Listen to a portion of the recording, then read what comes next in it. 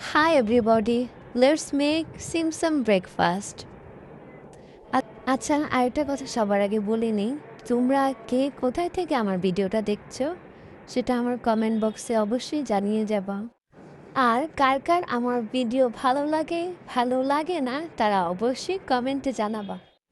আচ্ছা ফার্স্টে আমি আজকে একদম ফাঁকিবাজি একটা ব্রেকফাস্ট রেডি করতেছি।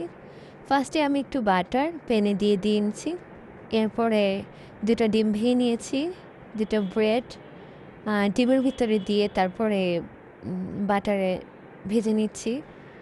তারপরে এই আর কি, এটা অবশ্য সবাই পারো, সবাই জানো, তারপর একটু বললাম এই আর কি। আচ্ছা এদিকে ব্রেকফাস্ট রেডি হতে থাকুক, আর আমি এদিকে তোমাদেরকে শোনাচ্ছি। কি শোনাবো? কিছুই না।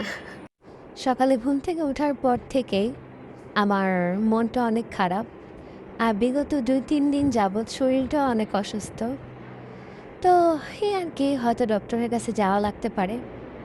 আসলে হসপিটালে গেলে বোঝা যায় যে সুস্থতা আল্লাহর কত বড় একটা নেয়ামত।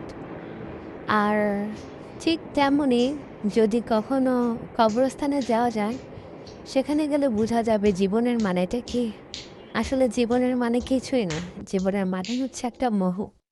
আর আমাদের এই ছোট্ট জীবনের জন্য কত চাওয়া পাওয়া, কত আবদার, কত আকুতি, কত মন খারাপ, কত ঝগড়া বিবাদ, কত কিছুই না হয়ে যায়।